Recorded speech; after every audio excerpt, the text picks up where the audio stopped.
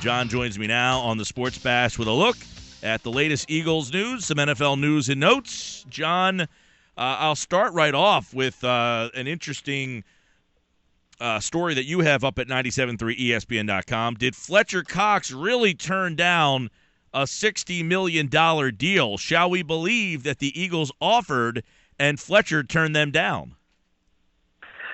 Well, there's a lot of nuance to that, as I explained in the article. And a lot of this is agent-driven. So when Todd France complains, I always talk about the reality of guaranteed versus fully guaranteed. And agents have sort of made these categories up to make their clients look better in the public when these deals are given to the media. So, for instance, if you have a veteran player, you might want to throw out that guaranteed number to make it look better for all the newspapers, websites, radio stations around the country. But the only thing that matters is fully guaranteed money. So I think what the line here is he was offered $60 million guaranteed, but not $60 million fully guaranteed. And that's a big difference when you're talking about a player like Fletcher Cox in the prime of his career. So is it a good deal for the Eagles? I mean, what the deal, quote unquote, was reported, was that one of these good deals for the Eagles? Does it make sense for both sides? How do you read into the actual possibility of that deal offered to Fletcher Cox?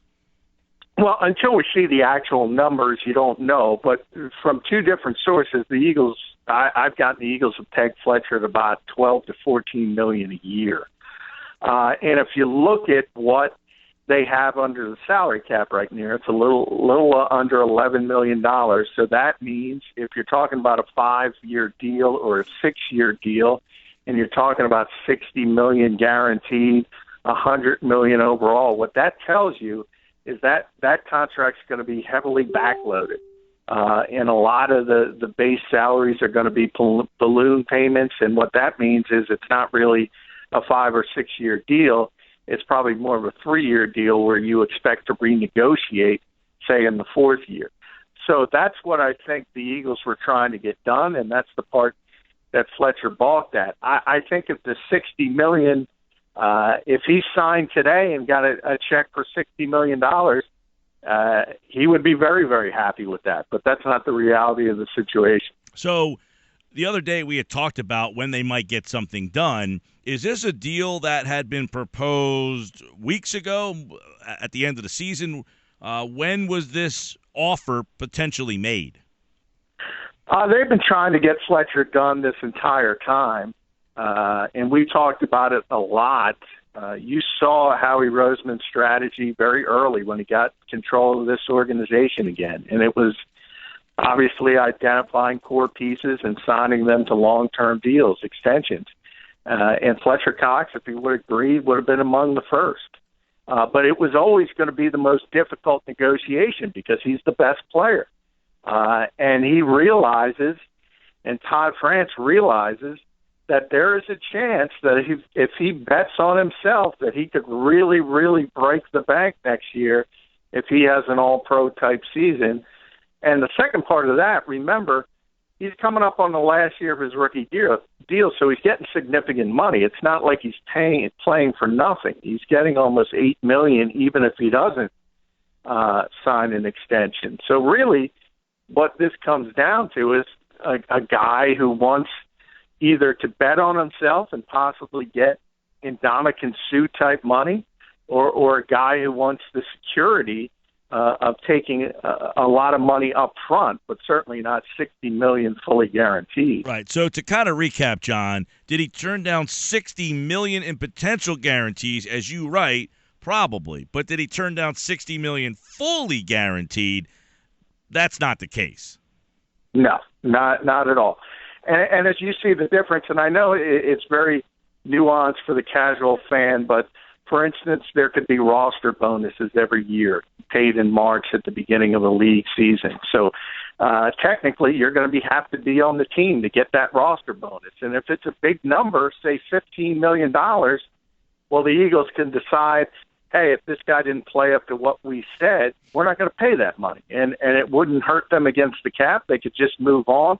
And so that guaranteed money on paper is not really guaranteed to Fletcher Cox. And that's what Todd France was trying to get at when he refuted the report. But again, this is the creation of agents. This whole mentality of reporting guaranteed money that's really not guaranteed. So they like this system when it helps their clients. When it doesn't, cry foul. Isn't that the world we live in every sense of the imagination? Pretty much. John, we know over the last couple of weeks and couple of days that we've chatted. We've talked about the Eagles with quarterbacks Jared Goff, Carson Wentz, Paxton Lynch. They are visiting the Eagles this week, and as we continue, more and more outlets and steam that the Eagles would trade up. I want to ask you, Goff and Wentz. Lynch seems like he's the wild card. He seems like he might be there at number 8. Ron Jaworski says he believes 4 guys would be drafted in the first round. Number 1, who's the 4th guy? And number 2, if the Eagles were to move up to get Wentz or Goff, how far up do they need to go? Well, I think the 4th guy, without question, is Connor Cook, and I think Jaws is right. I think he's going to be first-round draft choice. I think things are trending back in that direction, and there's so many teams that are desperate for help at that position. Guys tend to go above, at least a little bit above where they deserve to go, and that's going to be the case with him. As for how high the Eagles have to get up, to guarantee themselves, they have to get up to 1 because Cleveland's sitting there at number 2, and no matter what anybody says, they need the long-term answer at the quarterback position. So whether they're trending toward Carson Wentz or Jared Goff, I think they're going to pick one of them. So if you do like one, your only guarantee that he will be on the board is getting up to number 1. Then when you look at the rest of the top 10, you have Dallas at number 4. They might take a quarterback. San Francisco at number 7.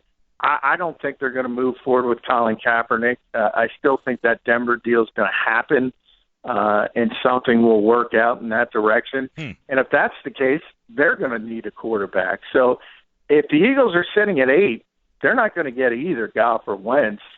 Paxton Lynch might be there, but that's reaching for him at number 8. So if they want a quarterback, they're going to have to move up further. John, we are 15 days away. If the Eagles stayed at 8, the guy that makes the most sense is, in your opinion? The guy that makes the most sense would be a Ronnie Stanley or a Vernon Hargreaves. Those are the 2 most likely prospects that might be there that sort of belong in the top 10 and would make a lot of sense for the Eagles. Stanley, I know a lot of people don't think because they have Jason Peters and Lane Johnson, but we just talked about the Fletcher Cox deal. If they get something done with Fletcher Cox, they're going to have to do something in that cap to fit it under. What if that's true and he turned it down? Do you think about trading Fletcher Cox? If it's fully guaranteed that he turned down. I don't, and I'll tell you why. He doesn't have nearly as much value on the open market as you think he would, and that for that particular reason. Because not only do you have to give something up for the player, you also have to pay him $60 million in guarantees, and that is a lot of money for a defensive player in the NFL. In fact, it would be the record. And Ndamukong Suh got $60 million guaranteed, which is the record. So it would either match it or break it, and that's bigger than Von Miller money. The Broncos aren't willing to offer Von Miller that. J.J. Watt doesn't make that.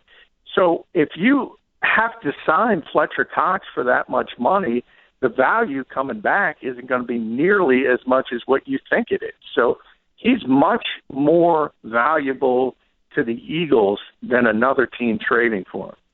All right, John McMullen has more on the Fletcher Cox story over at 97.3ESPN.com. Very interesting take by John at JF McMullen on Twitter, as well as Man, that would be interesting to see if the Eagles and Fletcher Cox can't come to some sort of an agreement here. I hope it doesn't turn into one of those Jeremy McMullen things where everyone just assumes a deal is going to get done, and then he just flies out the back door with, hey, they never really gave me the deal I was looking for. No, I don't think that's going to happen. Because remember, they have the franchise tag in their back pocket. So worst comes to worst, they will put the franchise tag on Fletcher Cox. And technically, you could do that for 2 years. So he could play out this year. They could franchise tag him. And then they could franchise tag him again as long as they gave him a 20% raise. So they still have control over this situation. Howie Roseman understands that. It's not going to be a Jeremy McMullen situation. The only thing that could sort of muck that up is if he's so disappointed with the organization, he starts to show it outwardly.